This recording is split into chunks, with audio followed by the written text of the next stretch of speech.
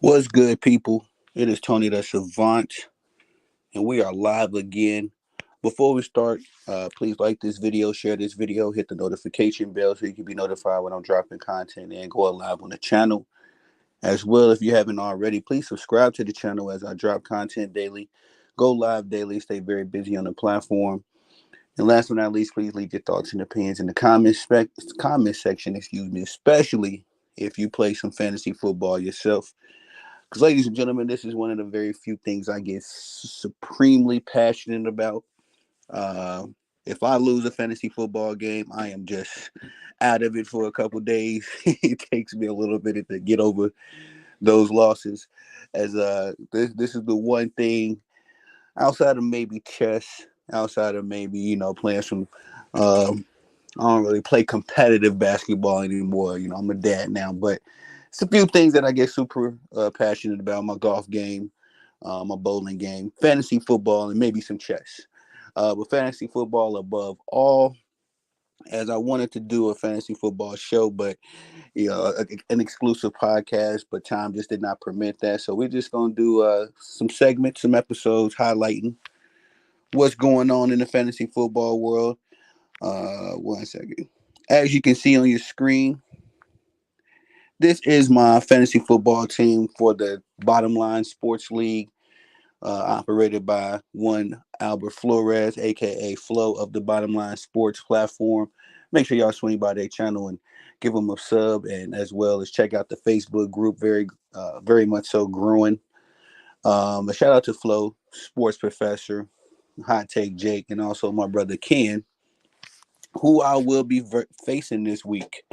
Uh, Sir Ken himself, Canteen. Um, so we got an interesting matchup here. I love this particular matchup between me and Ken because if you did tune into our fantasy football draft, thinking these fat fingers, sorry, y'all. If you were able to tune into our fantasy football draft, you would have seen the drama. I need to post those clips real quick that I got of me and Ken taking our quarterbacks in the first round. Very unprecedented, I know. I had a justified reason for taking my quarterback.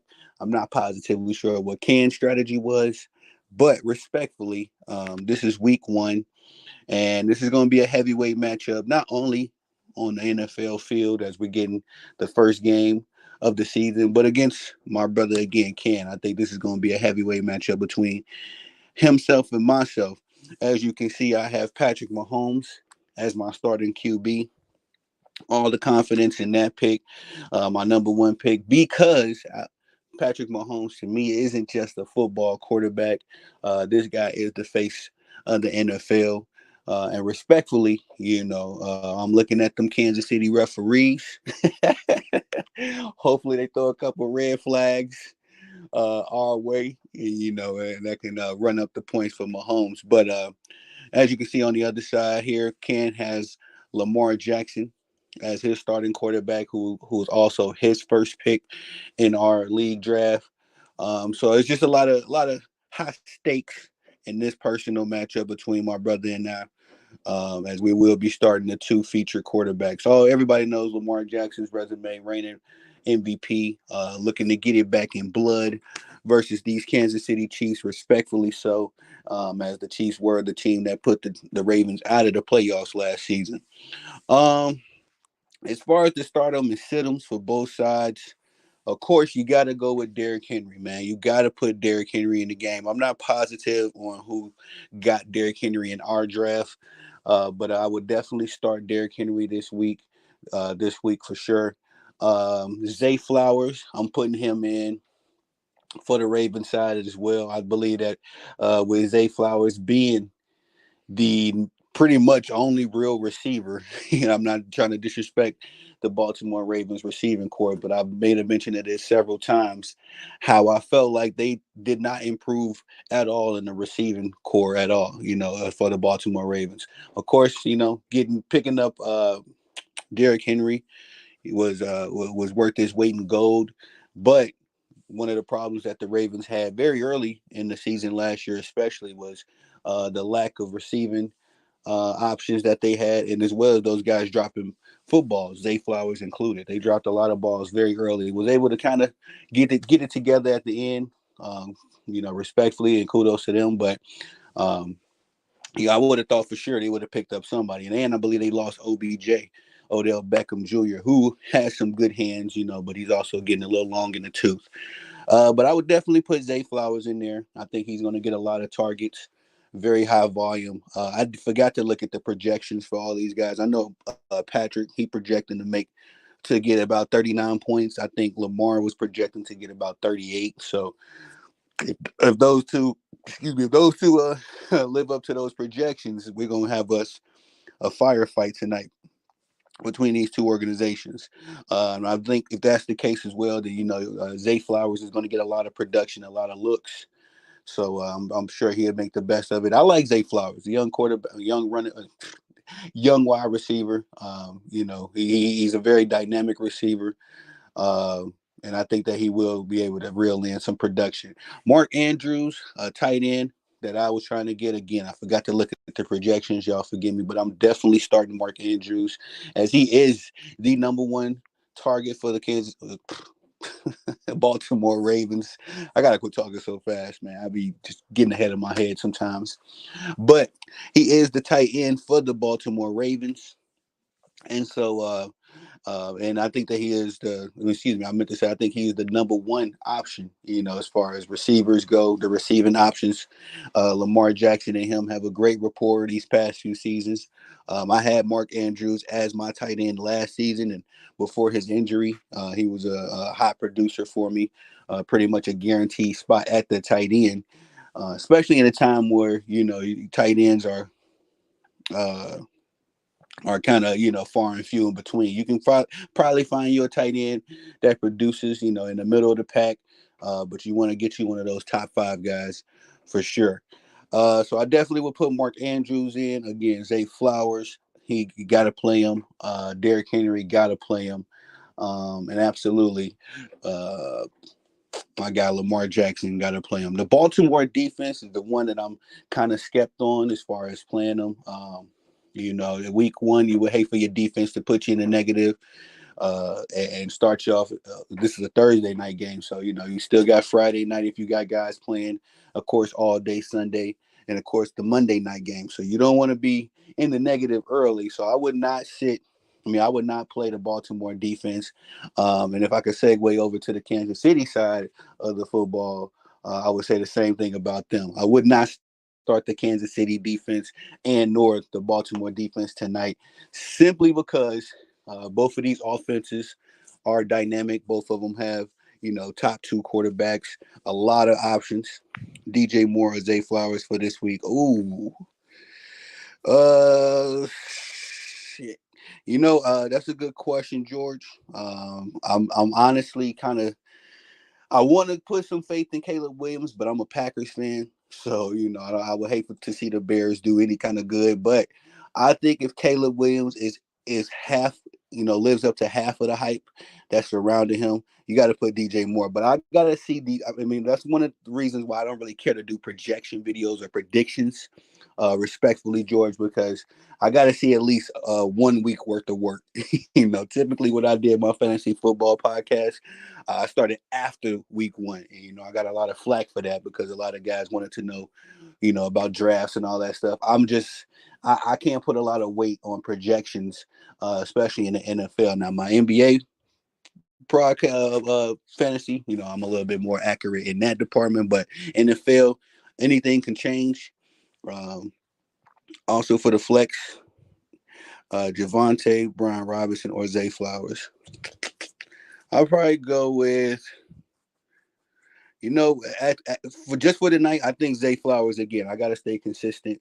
To be honest, George, I would go with Zay Flowers. I think Zay Flowers is going to get a lot of targets. He was a younger receiver last season, and he got a lot of production. I think that now that Lamar Jackson has a little bit more confidence in him, you can for sure he'll be more of a secure option in your lineup. You're very welcome, brother. You're very welcome. And thanks for the question. But yeah, I think I'm gonna go with Zay Flowers just because Caleb Williams just tonight, even just this week, I got to see what Caleb Williams. If Caleb Williams, we've had a lot of hyped up quarterbacks coming to the NFL, so. I was one of those dudes that was on the Jamarcus Russell, the guy, the big dude from LSU, went to the Raiders. I was a big fan. I thought he was going to be, the next big thing in the NFL, and that flamed out quick. So I would hate that for Caleb Williams, of course. I've seen he's been compared to the likes of Patrick Mahomes as high as his ceiling goes. So got to see it on the field, and the NFL is a totally different beast from the college game. But segueing back into the play-ums, the sit-ums and play-ums and all that good stuff. Again, the Kansas City defense as well as the Baltimore City defense. I'm just going to be a little skeptical. Maybe if this game was on Sunday, I would start one or the other for sure. But this being a Thursday night game, of course, we got a Friday night game as well.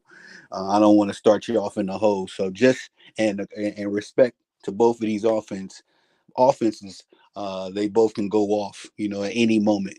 Especially if Derrick Henry comes into the, he makes uh, a big splash in his debut in Ravens purple. I mean, that's going to be scary, for the Kansas City defense. And likewise on the other side, if Patrick Mahomes, Xavier Worthy, Rasheed Rice, Travis Kelce, if they start off hot, and get some revenge back because their offense was kind of putrid last season. They got hot in the playoffs, but all throughout the regular season, we was asking questions about that Kansas City offense, respectfully. So if those guys, start showing any kind of signs of how dangerous they're going to be throughout the season, I think that Baltimore defense is going to be sliced up.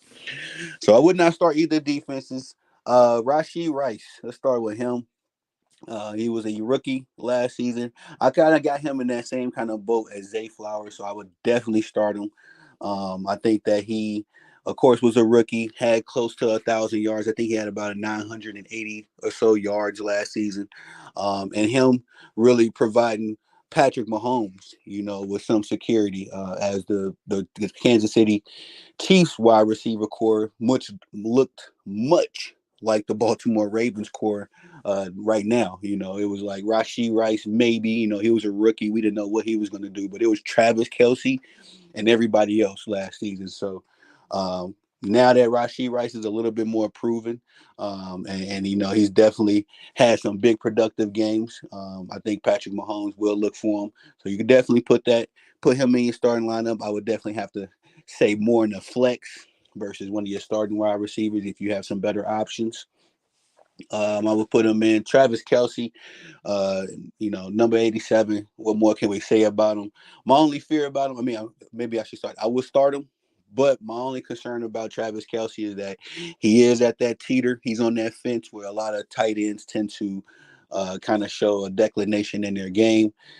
He may be the anomaly, especially with a quarterback like Patrick Mahomes, who can, I'm sure, find him in his sweet spots, let him get production in that way versus him having to make big plays. But Travis Kelce is Patrick Mahomes' security blanket, been there for 100 years now. So you definitely got to put him in the game. And whether it's a hit or miss, I've had Travis Kelce on my fantasy football team last season. It was a lot of hit and missed games. Let me tell you, it pissed me off. How it's like with Travis Kelce is like you got the name recognition, and everything. It's like how do you not get at least 10 points a game? But there was some duds for TK last season, but I don't think that'll be the case this year. Of course, again, with them having more options, and that's not even including Hollywood Brown, who is injured right now. Just throwing that out there as well. If you have Hollywood Brown in your starting lineup by accident, make sure you tweak that real quick. I know a few guys in my drafts, both my leagues, they was on auto draft. So if you got Hollywood Brown in your lineup, and you get to this video in time, make sure you take him out because he is injured and out for this game. We got Travis Kelce, Rashee Rice, Xavier Worthy. Now this is the last one, the young rookie, the fastest man on earth right now. Well, in the NFL, I should say. And at the same time, I'm always skeptical with rookies, but I've always gone with high risk, low rewards with rookies. I've always played it that way. So I put them in just because there's no tape on them. There's no, real way for the defense to plan for him. Xavier Worthy is projected to be a big play receiver, but if he comes if Andy Reid and all the, they plan for him to be more of a slot receiver and more of a quick pitch kind of guy, that could work against the Baltimore Ravens defense. He could easily rack up, 5, 6, 7, 8 catches, 100 yards. So I've always been, again, high risk, high reward with rookies. That's my approach. I think I said high risk, low reward last time, but no, high risk, high reward. Just because there's no tape on NFL rookies. I remember when Cam Newton came into the league as a rookie, I had to swoop him up. We took the league by storm that year. Patrick Mahomes as well. His first year as a quarterback, it was no tape on him. I've been privy to know about the Patrick Mahomes legacy long before he got to the NFL, as he was a dynamic quarterback and baseball player, mind you, in high school and in college. I lived in Texas at the time when he played high school and college ball, and Patrick Mahomes was lighting up the state of Texas. So I knew he would be a pretty good quarterback in the league. In his first year as a starting quarterback, I had him in my starting. I had him starting as my starting quarterback the entire fantasy year that year, and I reaped a bunch of benefits. That was the year that he went like 50 touchdowns, 5,000 yards. He was just tearing up the league that year. So in the same time, I would definitely put Xavier Worthy in, but I do say this: be timid. He's a rookie. Let's see what he can do tonight, and we're gonna move forward from there. Um, I think I hit everybody. If there's any anomalies out there, those are all the big plays. I mean, those are all the guys that's more than likely to get the production. Um, there's no real sleeper, I guess. I'm thinking for. I can't really tell between these two teams, as outside of the guys that have some name recognition, some security to their names. There's a lot of guys that could get in the mix, and I always like to look for those guys. Those guys that sneak in. Um, a couple 50, 60 yards, might get themselves 12 to 15 points. Those guys that you look for on the waiver wire, they've just been sitting there. So I haven't really seen anybody that's jumping off the page to me on these two squads like that. Otherwise, I would, strongly recommend them. But there's enough production on both these sides of the football, on both these teams to, probably get you get you a nice lead. I'm sorry, I'm watching this AFC Championship game. I didn't even know they was gonna put it on. It's kind of dope. But anyway, yeah, that's what I got for y'all. This is I'm gonna start a fantasy football podcast soon. Perhaps maybe after tonight or after week one, when we have a bunch of small samples to work with, and we can better gauge who's gonna be uh, dangerous this season, barring injuries as well. I've been plagued with injuries my last 2 or 3 years in fantasy football. It started with the Aaron Rodgers injury a long time ago, man. The first year I had got my quarterback from my Green Bay Packers team. I got Jordan Love this season, but I got him as my backup to forget who, Joe Burrow in my other league. He's my backup. But anyway, and then the last year, Christian Kirk, man, got hurt right in the playoffs. So I like to give projections and my predictions, but I've been bitten by the injury bug. Hopefully that don't happen to y'all. Hopefully we can, keep away from the NFL being highly injury prone this year, especially to the big name guys.